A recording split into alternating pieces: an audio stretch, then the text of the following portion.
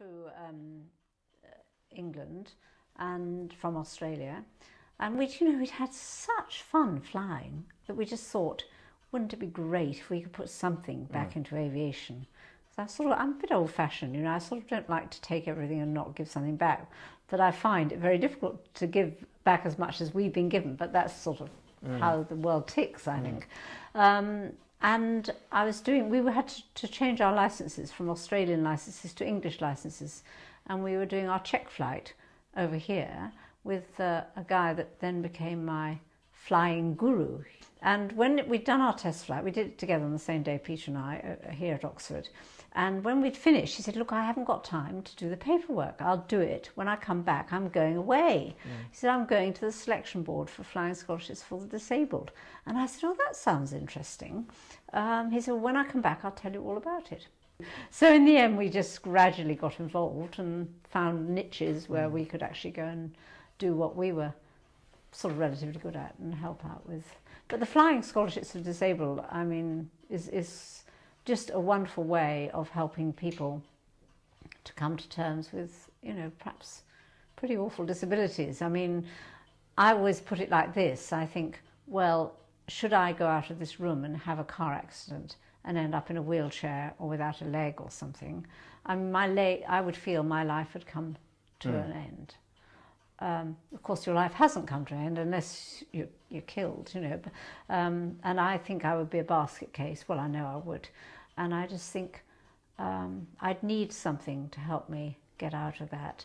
And this is what we do with the Flying Scholarships for Disabled. We give 10 people with physical disabilities 10 scholarships every year for a full private pilot's licence flying course, but the aim is not necessarily to make pilots. So a lot of them do get their licenses, but a lot of them don't.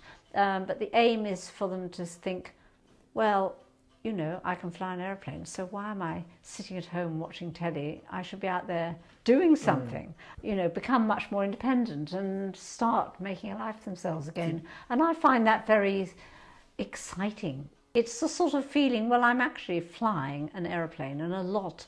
I'm not disabled, but disabled people tell me that they think, well, it's the only time I don't feel disabled because nobody knows I'm disabled up there. It's a great confidence builder. It's a confidence builder for me. And, I didn't think I needed confidence because I'd had a very easy, in a way, life, and I'd happily married, got a good job teaching music, and very fulfilled. So I didn't think I needed confidence building, but actually my confidence sort of trebled just from once I'd done my first solo flying. I think I can relate to that, because when I left the music industry, I felt very unconfident for various reasons, and I think pursuing pilot training, exactly what you've just described, I almost feel that I'm day one pilot training again. What do you have to do to prepare for the what if question, if you have to ditch? Well, it's interesting you asked about the preparation, because it's probably a good idea if I tell you about the preparation, because it's very interesting. And in fact, that may be a good time to tell you about my book, because here we have a book which has just actually been brought out in paperback. It was in a hardback, but we sold out of that, so it's a paperback, and it's about my polar flight, my biggest world flight, which was the second one, and I'll talk to you about it in a minute. But a lot of it talks about the preparation, because it is actually the biggest part of any world flight or any challenge like that is how well you prepare. The route was the first thing I did. I got an atlas and I drew pencil lines in an atlas, and I got an ordinary ruler and worked out roughly what the distances were and where I wanted to go. And then I sort of got hold of the aviation maps, and so then I drew it on the proper charts and did all the flight logs and things. And you have to think about things like, can I fly over this country? Will they give me permission to fly over this country? Can my little aeroplane fly over the mountains? Are they too high? Can I get fuel somewhere? So that's sort of the main part of the preparation. And then along with that, of course, with one engine, that engine fails, the aircraft will glide, but it depends where you are. And so it seemed very prudent to do a lot of survival training And what it did was it actually, you know, taught me how to survive virtually in all conditions. And I felt very confident at the end that I would have a much better chance of surviving. I mean, it's always a worry if your aircraft stops and you will end up in the jungle or something. And then if you think about it, 2/3 of the Earth's surface is water. Yeah.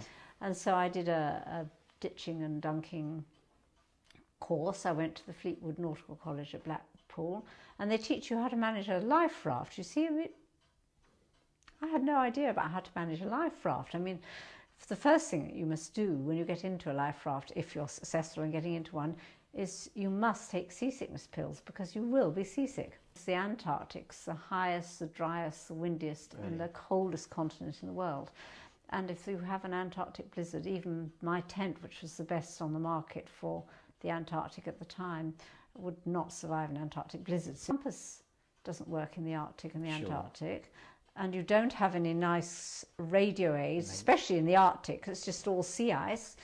So how do you find your way? If you get to the North Pole, all lines of longitude go south, but which one do you take? You could go around in circles, it's all flat. So I found a retired Royal Air Force navigator, and I learnt to navigate by the sun. And so I carried a sun compass on my dash all the, you know, all the time in the polar regions.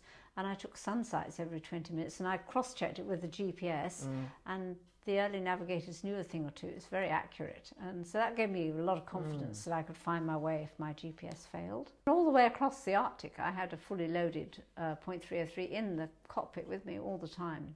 Maybe I've been thinking maybe you and Ray Mears would make a good team. I don't know. You could fly him, and he could, you know. Yeah.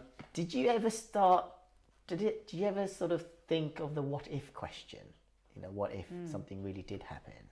Were you ever sort of scared of the unknown? You know, it's one thing to do the preparations, but you know, very much so. I mean, I'm a human being. Of course, I get scared.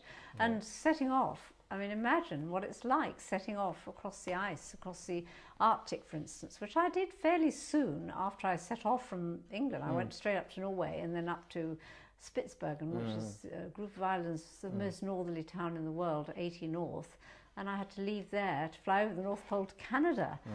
And I just was feeling, oh my goodness, what on earth am I doing? And this is crazy. But you can't be scared forever, you know. Sure. And so gradually you sort of settle down, and there's a lot of work to do in the cockpit. You're doing a lot of calculating, checking your fuel, keeping your limbs moving, so you want to get deep vein thrombosis. I mean, you're giving traffic position reports every hour to the air traffic control. You're very busy, so you don't have time. That takes away that sort of fear, but the adrenaline's running pretty much, and you're really scared. You don't want something to happen. So, you know, I think we all have different things that we're good at and things that we're not so good at, and I think probably one of my strengths is that I'm pretty comfortable in an aeroplane. I feel as if it's sort of part of me. I'm very good at long distance flying. I'm not good at other sorts of flying. I'm not particularly good at aerobatics. I quite like doing formation flying, and I'm not bad at doing that. I mean, I found it a wonderful opportunity to promote flying scholarships for the disabled, and the way we did it, of course, we raised money for it by inviting people to have their name on my wings. We had 1,400 names on the wings for the polar flight. And we also had Prince Charles, because he came to see me off. And we also had Queen Noor of Jordan, who is our patron, the patron of the Flying Scholarships for Disabled. So they both had their signature, one on each wing. And then everybody else's names were on, you know, divided between the two wings.